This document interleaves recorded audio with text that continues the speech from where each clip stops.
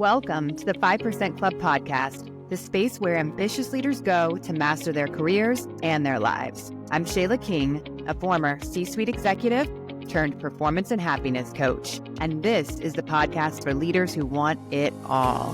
The promotions, the paychecks, and luxurious amounts of time for what matters most. Each week, I'll teach you how to work less, make more, and design a life you love. Let's go. Welcome back to the 5% Club podcast. I'm Shayla King, your favorite performance and happiness coach. In today's episode, we are covering mastering results, why hard work alone won't get you promoted, and what will. Last episode, I introduced you to the performance and happiness formula, the exact system that separates high performers who stay stuck from those who actually move up to the executive level and enjoy their success. We talked about the three critical pillars that every leader must master. It's results, relationships, and rituals. Now, these aren't just nice to haves. They are the difference between staying in middle management forever or finally making the leap to an executive role. And today, we're going to dive into the first one, results. To give you even deeper insights, I'm actually going to take you through a tool that I normally only use with my private clients. So this is like a really cool treat for you today. I'm going to walk you through the Evolve Performance and Happiness Assessment so you can see exactly where you stand and what's holding you back. I've seen it happen over and over. Someone works harder than anyone else. They deliver incredible results, but they still get passed over. I've sat in the executive meetings where promotions were decided, and I can tell you, the hardest worker in the room isn't always the one that moves up. In fact, a lot of the time, they're overlooked. Why? Because executives don't just reward work ethic. They promote people who operate like executives before they even get the title.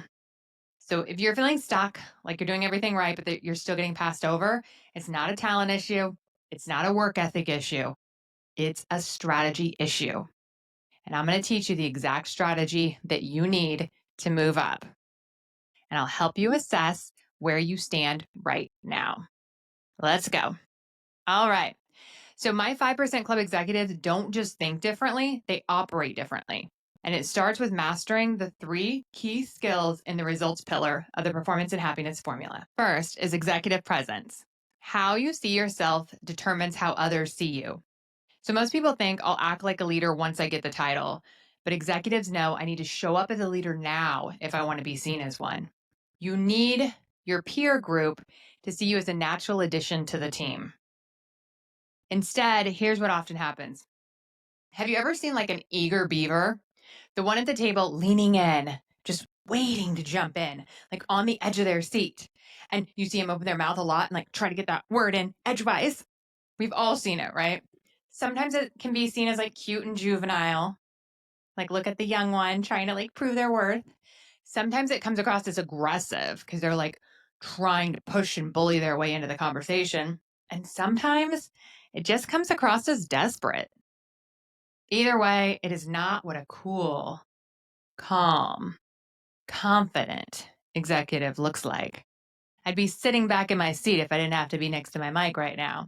But that is the difference in somebody who is trying to be an executive and somebody who is, right? So I'll help you see what areas are limiting you now. We'll define what good looks like at your specific company and the steps you need to take to get there. That way you can start showing up today as an executive that belongs in the major leagues, acts and moves like all the other executives at your company, full of confidence with nothing to prove. Not a Nancy minor league player trying to show off for the scouts. I think I successfully just used that baseball analogy, and I would like for you to know I'm pretty proud of myself. Okay. I feel like I need to give a full description of how much of a sports girly I am or I'm not. And I'm like somewhere in between. So I'm going to leave it at that because there's no useful point in going down this rabbit trail. So let's jump back in. We're going to start the assessment now. It's really cool. So we're going to see exactly where you're strong and where you need to focus to move on to your next career. I'm going to read you a statement and you are going to rate yourself from 1 to 10. 1 being I'm not there at all. 10 is I'm amazing at this. Probably the best in my company. Okay. So the question for this one, and you can write down your answers for executive presence. Here's the statement. I feel and others see me as a confident, effective executive. I want you to give yourself a score from 1 to 10. And then I want you to ask yourself, what would it take to get me to a 10? And write down what comes up for you. Okay, you can pause this while you do that exercise. If you're listening in a car, we're going to keep moving. So if you rated yourself low, you might be waiting for permission to lead instead of stepping into the role now, or you might be feeling like you're in that audition phase instead of that you're already confident and capable. Either way, we can fix it. So I want to give you a client example. I had a client who was incredibly smart and capable, but in meetings, she would over-explain and go into too much detail and talk too much. You see, what we found out was behind it was she was trying to earn her seat at the table by proving how much she knew and how capable she was so that she could earn the respect of all of her peers. The problem was, instead of coming across as knowledgeable and capable, she seemed anxious to prove herself, like she didn't fully believe she belonged, so then others didn't either. So we worked on her executive presence, saying less, making her points more powerfully, and trusting that she didn't need to overcompensate. 2 months later, she wasn't just contributing in meetings, she was leading them. I had a phone call with her CEO that said it absolutely is night and day from how we used to see her communicate with her peers. And instead of trying to prove her worth, she exuded confidence, and leadership saw her as a natural choice for promotion. She changed her own internal confidence level as well when she realized that she didn't have to prove that she already had it. So instead of thinking about her and it being from her point of view, what does she need to do? She instead could think about her audience. What information do they need? What's important to them and what's not? And what information and background do they already have on this subject? So instead of over explaining it, because she was coming from a position that was centered and focused on her, she is now focused on them and their needs, and they feel the difference. Everything is shorter and crisper, and they feel like it's customized to them instead of being about her. Make sense? And I don't talk about this very much, but I do one-on-one executive coaching, both with individuals and with corporations.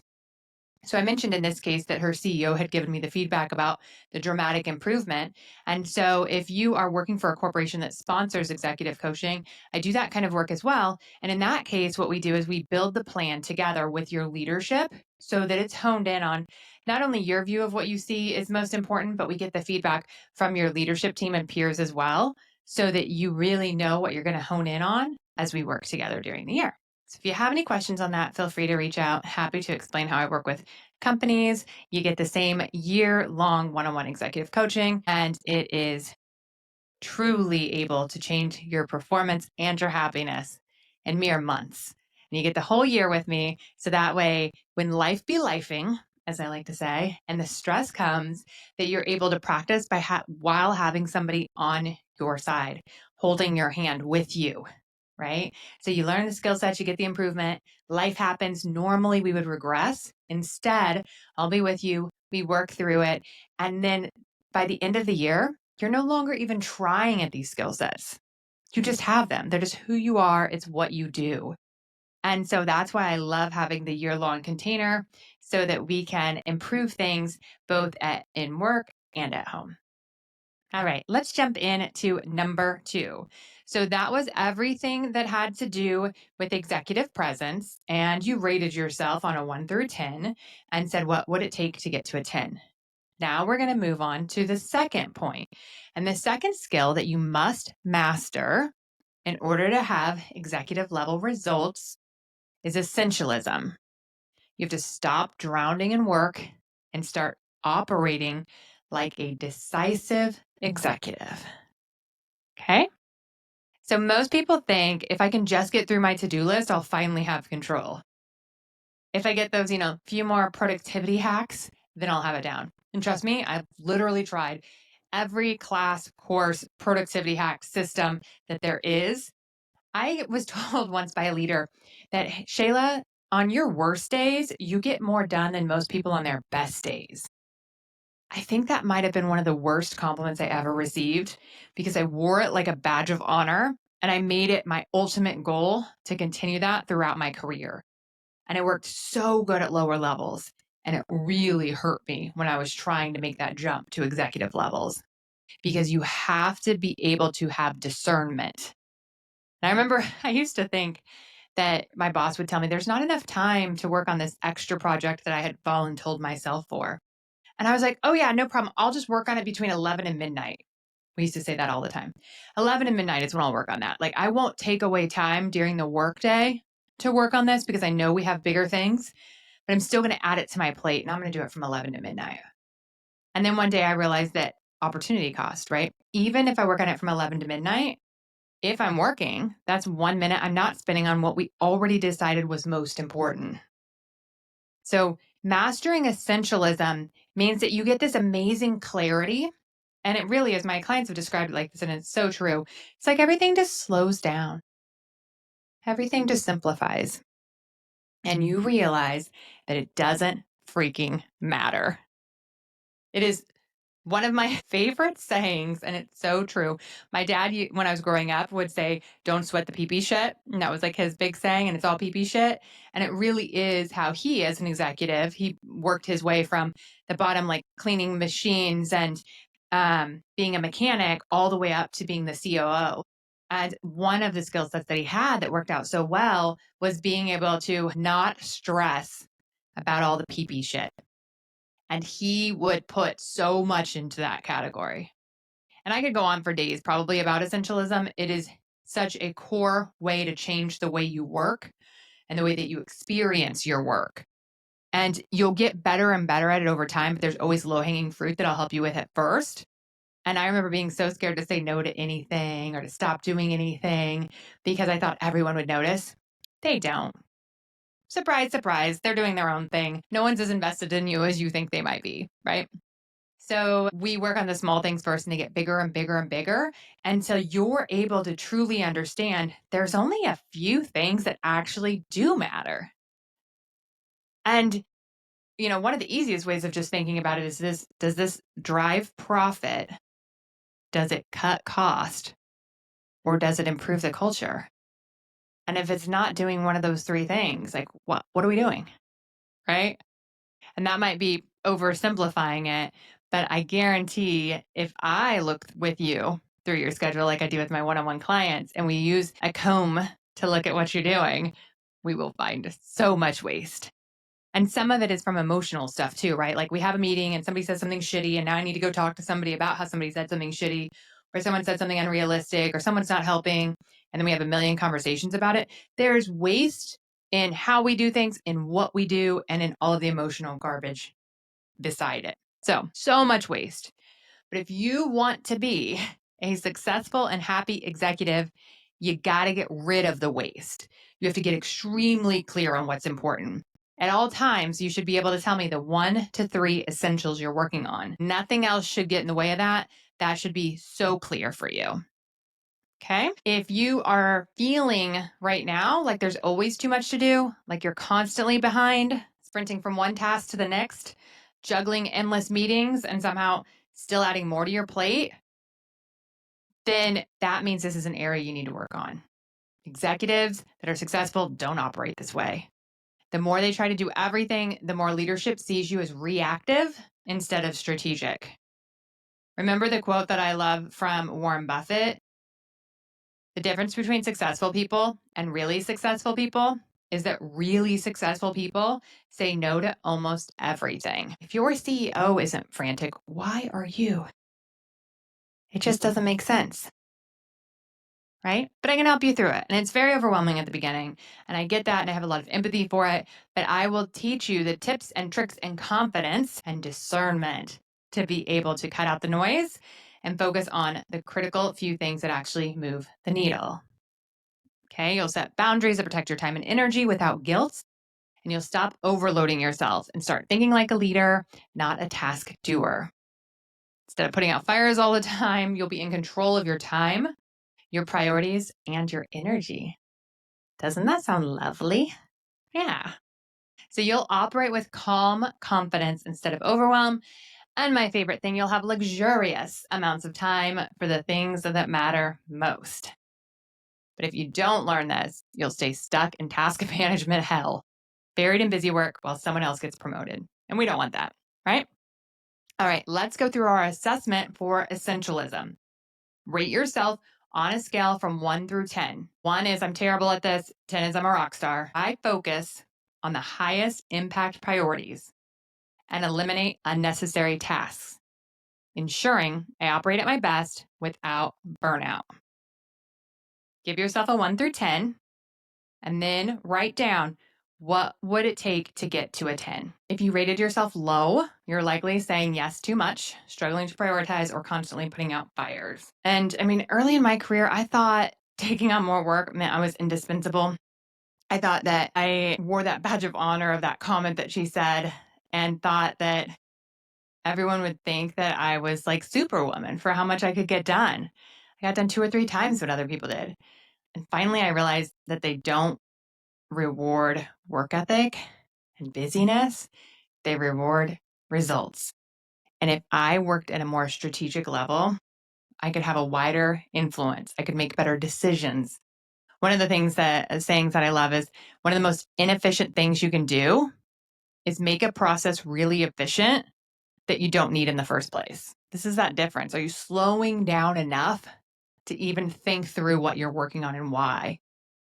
Or are you just trying to speed up on all the existing activity without questioning it? Right? So essentialism is absolutely critical. And when I learned how to cut out unnecessary work, protect my time, and focus on what matters, that's when I jumped from middle management to the C-suite. When I could really say, if I put my time into this, this will be a game changer. Or if this doesn't get done, nothing else matters. If this does get done, it'll make everything else easier. Those are the types of things that we select as our wildly important goals, and we put our time and energy into that, and we don't let the pebbles distract us. All right, so we have now gone through the first 2 areas within executive results. And the first one is executive presence, and the second is essentialism. So let's go on to our third and final one, which is a big, important one. You ready? Number 3, executive systems, strategy, and storytelling. It's the difference between a respected leader and an overworked one. So most people think if I do great work, leadership will notice, but executives know that if I don't communicate my impact, I don't control the narrative. Let me introduce you to 2 different executives. Executive 1, the overworked, scattered leader. This leader works just as hard, but there's a problem. They're constantly buried in work, they're reactive, and they're putting out fires. They don't proactively communicate what they're working on, so their boss is always questioning their value. They're micromanaged because of this. Their leader is always checking in on them because they don't have a clear sense of progress.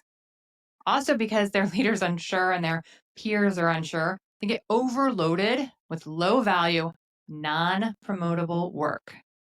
Their boss keeps giving them random projects because they don't appear to have a strong strategy in place. They seem scattered. Even if they get results, leadership doesn't have confidence in them because they don't know where they're headed. Huh. We don't want to be that guy, right?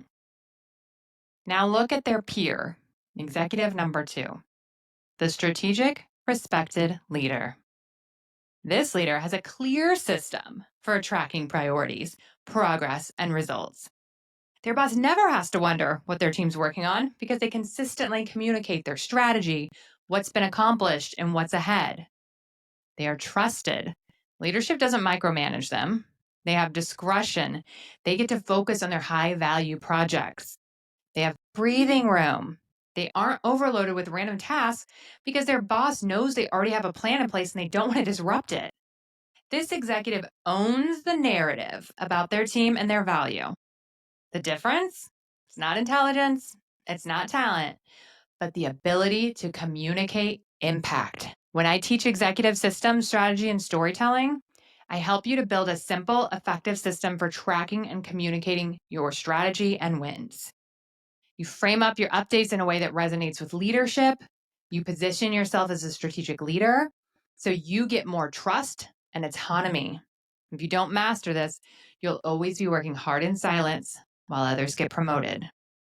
We're going to go through an assessment now so you can see exactly where you're strong and where you need to focus on. So again, 1 through 10. 1 is I'm not good at this at all. 10 is I'm a freaking rock star. Here's what you're going to rate yourself on. It's a pretty long one this time. I have a clearly defined system that aligns my team's goals with business objectives, creates a cadence of execution and accountability, and ensures leadership buy-in. I can confidently communicate strategic value, update leadership on progress, and position myself as a high-level strategic thinker. Give yourself a 1 through 10, and then I'm going to read it one more time while you think about what would it take to get you to a 10. Which piece of this do you feel like you may need to work on? A clearly defined system that aligns your team's goals with business objectives, cadence of execution and accountability. Are you good at ensuring leadership buy-in? Can you confidently communicate your strategic value? Do you update leadership on progress? And do you position yourself as a high-level strategic thinker? Which of those would you have the most areas of opportunity in? Let me give you a client example. So I had a client who was delivering incredible results, but her leadership barely knew what she was doing. She thought her work would speak for itself. It didn't. Once we worked with her on her storytelling, her ability to frame up her work in a way that resonated with leadership, and how to position herself as a strategic thinker, everything changed. Suddenly, she was getting recognized, included in high-level meetings, and positioned for promotion. Instead of somebody else, like, okay, I'll take your package and I'll go present it to the board or to the executive team, they said, come present your team's work. And if you ever have that disconnect, there's 2 reasons for it. One, it's your organizational processes for how they present things. Some people are weird and only let certain people in the meeting and always have the leaders do it. Okay. The other is they don't trust you enough. And so you want to think about that. Am I not in because there's social norms around what level of leadership gets to present? Or am I not presenting my material because I'm not good enough at it yet and they don't trust me? And trust me could be a lot of things. Trust you to represent your team's work well. Sometimes they try to protect you because they don't think that leaders will get to understand how good you are at something based on just the presentation. Ouch, right? Something we can work on. It's just a skill set that we can build on how you present. Maybe they think that you'll go into way too many details and it's not the right audience level. Something else we can fix, right? So if there is a situation where you feel like other people are presenting your work for you, and it might not just be because of your rules of the organization and who presents what, but it might be about your presentation skills, definitely means it's a career limiting thing that we need to work on. But we can. All of these things too, like none of them you need to be too hard on yourself about. None of it is something to feel shame about. It's just a skill set you need to master. We can do that all day, right? One of the things that I found is the more confidence I can give you, then actually the more critical of evaluations you'll do on yourself, but critical in being intellectually honest, not critical in adding shame. So I'll teach you to evaluate without shame. I'll teach you to fail without shame. We're going to look at ourselves the same way we look at a project. What worked? What didn't? What do we want to do different? And we're human. We don't have to do things right. But when we can just make it matter of fact, and yeah, I should not have done this, then we're going to take that as a lesson for next time not to do it anymore. But we don't have to crawl into a hole and be sad about it and be ashamed about it. We're just going to keep going. We're not going to let it slow down our progress. We got this, right? Failing without shame is one of the most important skills I've ever learned because it lets you keep moving forward without slowing yourself down all the time. And we do it in small and big ways all the time. All right. So, final takeaways. Focus on one area of results. When I work with my clients, we don't try to overhaul everything at once. We focus on one area at a time. Why? because that's how you get real momentum without burning out. Remember essentialism? It's not about doing everything. It's about doing the right things first. So here's your evolve work for the week. Which of the 3 areas of results do you want to focus on first? Executive presence, showing up as a leader before you have the title. Essentialism, saying no to the things that don't matter so you can focus on what does. Or executive systems, strategy, and storytelling. Learn how to track, communicate, and position your work so leadership sees your value. So what's the one thing that you want to focus on first out of those 3? And then what's one thing you can do this week to work on it? Even just building awareness is huge. So if you're not sure what to do yet, just start noticing where you might be getting stuck. That is where transformation begins. All right, friends, my one-on-one coaching still remains full, but doors to the PH Lab are opening in a few weeks. So if you're ready to master the skill sets of happy, high-performing executives, then jump on the wait list right now. It's at shaylaking.com, SHAYLAKING. The spots are going to go quick, I'm sure of it, but I hope to see you on the inside. Have a great week. Let's evolve together. Thanks for joining me in the 5% Club today. If you're ready to work less, make more, and design a life you love, go to shaylaking.com to join the 5% Club waitlist. Each Monday, I'll send you something you can implement immediately, and you'll be the first to know when applications open for the Performance and Happiness Lab, my group training program designed to accelerate you into a happy, confident executive who loves their whole life. See you there.